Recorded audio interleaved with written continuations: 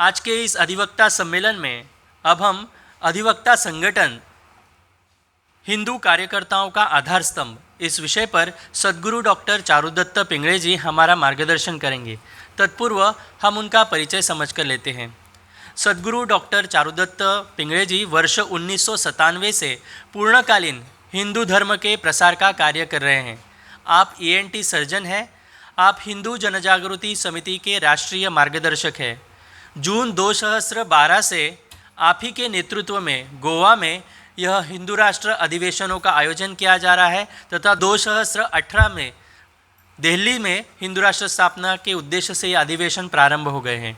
आपने कुंभ मेले का महत्व एवं उसकी पवित्रता की रक्षा, श्री गंगा जी की महिमा, गुरु कृपा योगानुसार साधना, धर्म शिक्षा फलक आदि ग्रंथों का संकलन भी किया है।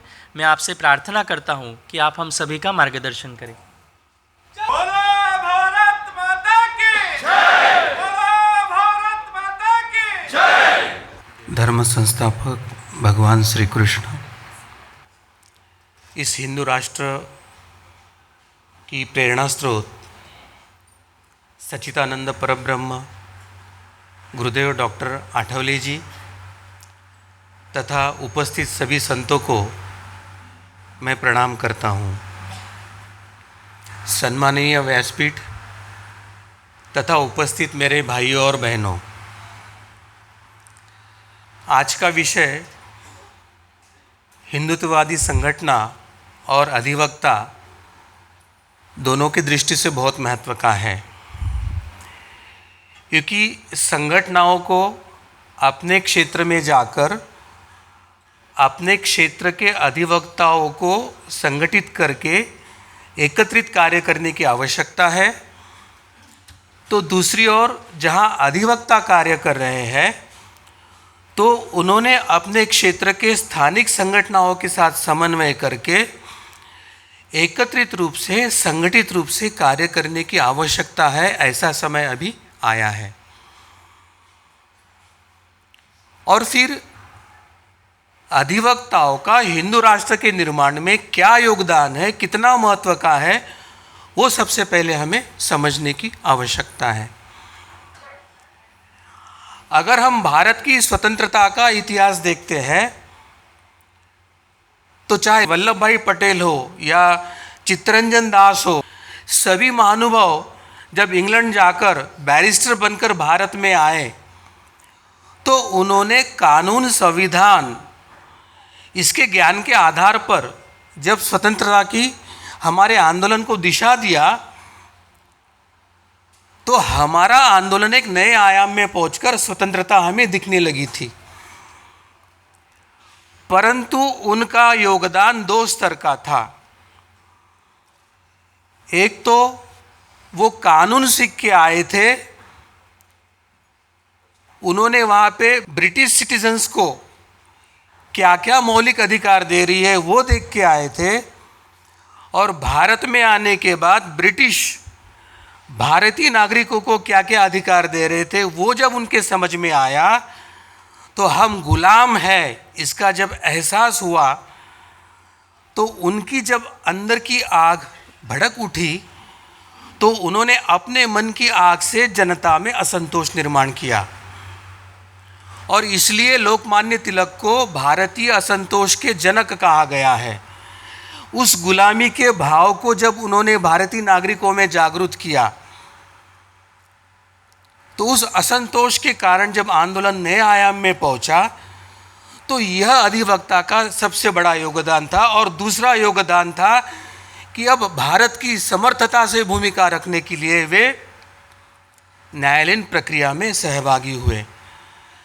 तो अधिवक्ता को अभी दो स्तर का अपना योगदान देना है और संगठन और कार्यकर्ताओं को भी अपना उनके साथ संगठित रूप से हिंदू राष्ट्र की स्थापना के लिए अपना योगदान देना है। अब हिंदू राष्ट्र का जो आंदोलन है वो अलग अलग स्तर पे लड़ा जा रहा है। एक ज़मीनी स्तर का है, आंदोलनात्मक है। तो हम जैसे सामान्य कार्यकर्ता आंदोलन में सहभागी तो हो सकते हैं, परंतु हिंदू विरोधी शक्तियों ने इस आंदोलन को एक वैचारिक स्तर पर लेके गए हैं। बुद्धि के बल पर कानून का अध्ययन करना, संविधान का अध्ययन करना और उसके माध्यम से ये जो वैचारिक युद्ध हमारा छेड़ा है, तो उसका प्रतिवाद करने की क्षमता अधिवक्ता बंधुओं में इतनी है। तो अभी आप सभी अधिवक्ता एक वैचारिक योद्धा होने के लिए तैयार हो जाइए, ऐसे मैं आपको विनती करूंगा। अब दूसरा जो सूत्र हमें देखना है कि एक हिंदू अधिवक्ता क्या होता है और एक साधक अधिवक्ता क्या होता है। क्योंकि सामान्य अधिवक्ताओं को संविधान का ज्ञान होता है, परंतु हिंदू अधिवक्ता वो अधिवक्ता है जो चाहे कानून हो, संविधान हो, उसका अध्ययन करने के बाद हिंदू हितों में कौन से प्रावधान बाधा निर्माण हो रहे हैं या हिंदू राष्ट्र के निर्माण में कौन से अनुच्छेद, कौन से कानून बाधा निर्माण कर रहे हैं, इसका अध्ययन करता है, वो हिंदू अधिवक्ता होता है। तो फिर साधक अधिवक्ता कौन है? तो साधक अधिवक्ता वो हिंदू अधिवक्ता है, वो ये सोचता है कि वर्तमान ये जो न्याय व्यवस्था है वो कितनी गलत है। इस न्याय व्यवस्था को हटाकर हम हमारी पारंपरिक युगों से चलने वाली जो व्यवस्था है उसको कैसे लागू करें, इसके बारे में चिंतन मनन करता है, उसके बारे में अध्ययन करता है, अभ्यास करता है, वो लागू करे इसके लिए साधना करता है, संतों का मार्गदर्शन लेता है, और ये जो प्रयास करता है वो साधक अधिवक्ता होता है।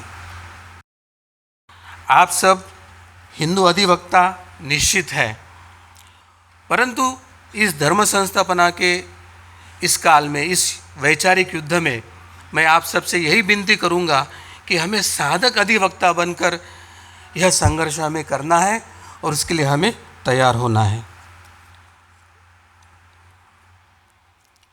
अब राम मंदिर के निर्माण में अधिवक्ता या न्यायालयीन प्रक्रिया का क्या महत्व था, हम समझ लेंगे। 500 वर्ष का संघर्ष, 15 से अधिक पीढ़ियां उसमें खप गई। अनेक लोगों ने अपना आत्म बलिदान भी किया, परंतु उस माध्यम से राम मंदिर हमें नहीं मिल पाया। और फिर 1992 में 6 दिसंबर को एक ऐसा दिन आया जब आक्रोशित हिंदू सब तरफ से अयोध्या पहुंचा, और उसने अपना जब आक्रोश व्यक्त किया तो वो जो अतिक्रमित बाबरी ढांचा था उसको उन्होंने ढाया दिया और भूमि को समतल कर दिया। फिर भी हमें राम मंदिर नहीं मिला, और उसके बाद जो शुरू हुआ वो वैचारिक और बौद्धिक युद्ध था, और जो हमारे अधिवक्ताओं ने लड़ा है, और फिर जाकर कहा राम मंदिर की निर्माण की प्रक्रिया हुई। तो इस अधिवेशन को अत्यंत गर्व है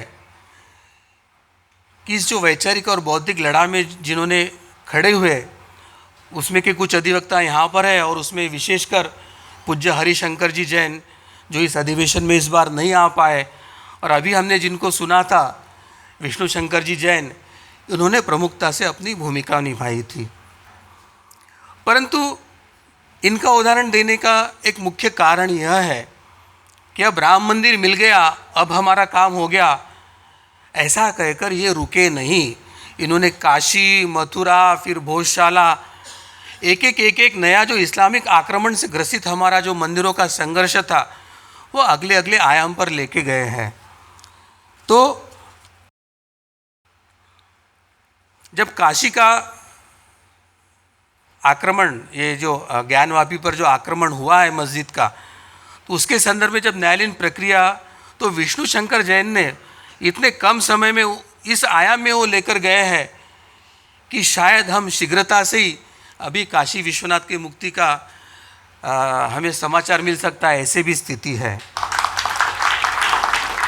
परंतु आगे की बात यह है कि इस जैन परिवार की केवल ये वैचारिक युद्ध की बात नहीं रही है, अभी वे धरातल के युद्ध में आ गए, क्योंकि उनको जान से मारने की भी धमकियां आ रही है। और सर्वपंथ समभाव या ये जो हमारे स्वार्थी हिंदू है, इनका विरोध भी उनको सहना पड़ रहा है। तो ये अत्यंत एक दुर्दैवी बात है कि जो उनके साथ हो रही है। अपने वकालत के पेशे को व्यक्तिगत जीवन के लिए अनदेखा करके बारंबार काशी जाना, काशी से दिल्ली आना, और ये करते समय धन और समय का कोई ध्यान न रखना, तो इनका ये जो युद्ध है वो हम सब अधिवक्ता के लिए एक अत्यंत आदर्श उन्होंने हमारे लिए निर्माण किया है। क्योंकि पूरे भारत के लिए एक विष्णु शंकर जैन काफ़ी नहीं है, हमें हर प्रांत में, हर ज़िले में, हर गांव में एक एक विष्णु शंकर जैन चाहिए। और वो इसलिए चाहिए कि हमारे हर शहर में, हर गांव में एक एक काशी, मथुरा अभी भी हमारी प्रतीक्षा कर रहा है।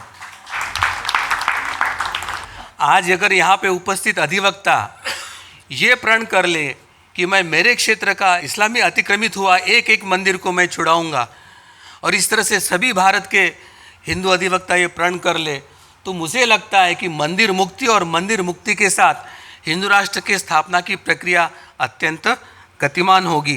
क्योंकि जब हम मंदिरों को मुक्त करेंगे तो वहाँ के देवताओं के हमें आशीर्वाद भी मिलेंगे, और इन देवताओं के आशीर्वाद से हमारा आगे का मार्ग सरल होगा। अब अगला जो महत्व का सूत्र है कि हमें एक हिंदू इकोसिस्टम स्थापन करने की आवश्यकता है। अब वो क्यों है? क्योंकि हमारे जो विरोधक है वामपंथी, उन्होंने अपने एक ऐसी इकोसिस्टम बना के रखी है, तो हिंदुओं को तो न्याय नहीं मिलता, वो वंचित हो जाता है, परंतु उनको अपने अनुकूल निर्णय लेने की एक व्यवस्था उन्होंने निर्माण कर लिया है। और मैं कुछ उदाहरण आपके सामने रखना चाहूँगा, और बहुत नया उदाहरण है। 16 जून मतलब 12 दिन पहले की घटना है।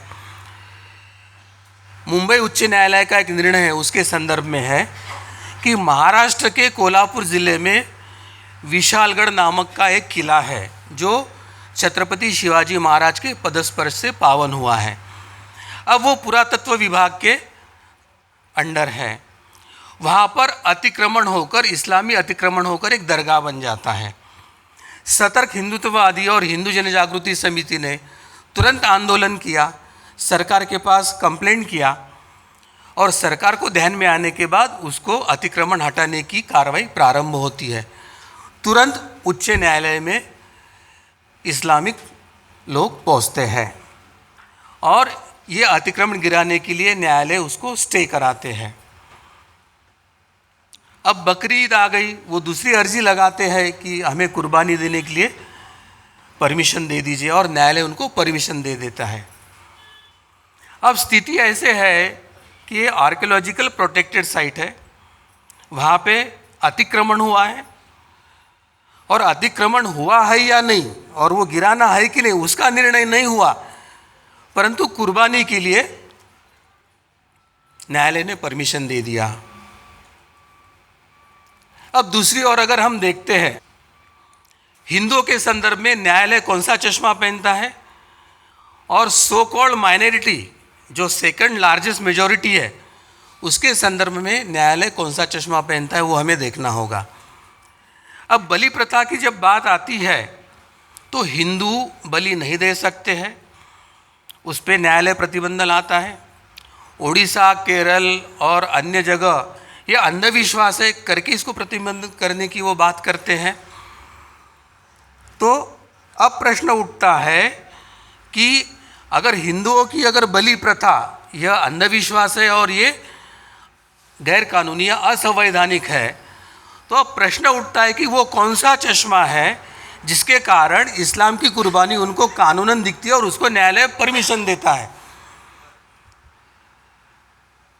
ये प्रश्न के बारे में हम सबको चिंतन करना होगा, और इस प्रश्न को लेके हमें समाज में जाकर समाज को बताना होगा कि न्यायालय के वो दो चश्मे कौन से हैं कि जिसमें से हिंदू करे तो वो गुनाह होता है, और सो कॉल्ड अल्पसंख्यक जो सेकंड मेजॉरिटी है वो करे तो वो कैसे उनके लिए कानूनन होता है। इस बात की चिंता करने की आवश्यकता है। मगर इसके लिए कुछ बातें हमें देखना होगा कि हिंदू की दही हंडी फोड़ना है गोकुलाष्टमी को, तो उसकी ऊंचाई कितनी होगी वो न्यायालय तय करेगा, वो आप नहीं तय करोगे। अब दूसरी जो बात है कि दिवाली आती है तो पटाखे फोड़ने से प्रदूषण होता है, वो न्यायालय तय करेगा। 25 दिसंबर और 31 दिसंबर को प्रदूषण नहीं होता है, उसमें छूट दी जाती है। नाग पंचमी उत्सव में प्राणियों पे अत्याचार होता है करके नाग पंचमी में बंदी आती है, कुर्बानी में प्राणियों पे अत्याचार नहीं होता है। जलीकट्टू में बैलगाड़ी की शर्यत होती है तो उससे बैलों पे अत्याचार होते हैं, मगर स्लॉटर हाउस में कटने वाले पशु पर कोई अत्याचार नहीं होते हैं। तो अब प्रश्न आता है कि कौन से चश्मे से देखने के बाद न्यायालय को ये कुर्बानी गलत नहीं दिखती है। इस पर हमें विचार मंथन करने की आवश्यकता है और अधिवक्ताओं का दायित्व ये होता है कि भारत के संविधान ने हमें समान और समानता स्थापित करने का एक मौलिक अधिकार दिया है, तो न्यायालय हिंदुओं को वो अधिकार कैसे नकार सकता है जो वो स्वयं अल्पसंख्यकों को दे रहा है। वहाँ पे विषमता कैसे स्थापित हो सकती है, कौन से आधार पर स्थापित हो सकती है। इस प्रश्न पर हमें विचार मंथन करना होगा और आगे हमें ऐसी व्यवस्था निर्माण करने की आवश्यकता है कि वकील हो या न्यायाधीश हो, हर कानून का नागरिक के दृष्टि से समता, एक संगता की दृष्टि से कैसे विश्लेषण करे, ऐसी व्यवस्था भी हमें स्थापित करने की आवश्यकता है। दूसरा जो उदाहरण मैं बताना चाहता हूँ वो कोरेगांव भीमा जो दंगा हुआ था उसके संदर्भ में है। तो प्रधानमंत्री मोदी जी की हत्या का एक षड्यंत्र उजागर होके वहाँ पे कुछ अरेस्ट हो जाती है। उसमें अरुण परेरा, वर्नान गोंसाल्वेस, शोमा सेन, रोना विल्सन, वरवरा राव आदि नाम उसमें है। ये शहरी नक्सली है। अब प्रधानमंत्री की हत्या का षड्यंत्र है, उनको अरेस्ट होती है तो ये जो विकृत इतिहासकार है रोमेला थापर सीधा सुप्रीम कोर्ट में जाके पिटीशन लगाती है और फिर न्यायालय क्या करता है, न्यायालय कहता है कि ये सम्माननीय व्यक्ति है, उनको अरेस्ट किया है परंतु हम उनको हाउस अरेस्ट में रखेंगे। यहाँ पर आज अधिवक्ता भी है और हिंदुत्ववादी संगठन है। हमारे न्याय संहिता में ऐसा कौन सा प्रोविज़न है कि जिसके आधार पर हम किसी को हाउस अरेस्ट दे सकते हैं। ये जो कंसेशन है जो संविधान में नहीं लिखा है, किसी कानून में अनुच्छेद में नहीं आया है, वो न्यायालय इस अर्बन नक्सलियों को दे कैसे रहा है। अगर इसकी तुलना से अगर हम हिंदुओं के संदर्भ में देखते तो कौन से गौरक्ष है, कौन से साधु संतों को हाउस अरेस्ट आज तक दिया है। हमारे टी राजा सिंह जो लोक प्रतिनिधि है उन पर अरेस्ट करके सीधा उनको जेल में डाल दिया जैसे कोई गुनहगार हो। हमारे साध्वी प्रज्ञा सिंह या कर्नल पुरोहित की अगर हम विचार करते हैं तो उनको तो जानवरों जैसा बर्ताव किया था जब उनको अरेस्ट किया गया था। और सबसे महत्व की बात है ये जो दाभोलकर, पानसरे या गौरे लंकेश के मामले में जो गिरफ्तार युवक है वो भी प्रतिष्ठित घराने से और उनकी आयु अत्यंत कम है, परंतु 6-6, 8-8 वर्ष हो रहे अभी भी वो कारावास में है। क्या इनको हाउस अरेस्ट नहीं दी जा सकती थी? अभी दाभोलकर के इसमें निर्दोष मुक्त हुए डॉक्टर जो वीरेंद्र तावड़े हैं वे स्वयं प्रतिष्ठित भी है और ENT सर्जन भी है, परंतु उनके 8 वर्ष कारावास में गए और अभी जाकर वो निर्दोष साबित हुए। तो इस 8 वर्ष का हिसाब देगा कौन और लेगा कौन? और हमारे जो अधिवक्ता है जो हिंदुत्व के लिए विनामूल्य लड़ रहे थे, श्री पुनालेकर जी, जो स्वयं एक प्रतिष्ठित है, उच्च न्यायालय में वो प्रैक्टिस करते हैं, उनको जब अरेस्ट करने की बात है तो उनके लिए भी हाउस अरेस्ट की कभी बात नहीं आई है। तो ये जो दो चश्मे कौन से हैं हमें वो ढूंढने की आवश्यकता है। अगर राष्ट्र एक है, समानता ये तत्व है, कानून के सामने सभी समान है ये तत्व है, तो कौन सा चश्मा कब उतारा जाता है और कब पहनाया जाता है इसका हमें अध्ययन करने की आवश्यकता है। अब हमें देखना है कि हेट स्पीच का कारण देकर क्या क्या कार्रवाई हुई। विष्णु शंकर जैन ने भी इसके बारे में कुछ बातें यहाँ पर बताई है। हम देखते हैं कि स्वामी नरसिंहानंद है, कालीचरण महाराज है, काजल हिंदुस्तानी है, टी राजहंसी है, सुरेश चौहान के जी है, विश्व हिंदू परिषद के शंकर गायकर है, आदि आदि अनेक लोगों पर हेट स्पीच के मामले रजिस्टर हुए हैं। अब सुरेश चव्हाण जी के ऊपर मामला क्यों रजिस्टर हुआ? क्योंकि उन्होंने हिंदवी स्वराज्य की स्थापना की शपथ लिया।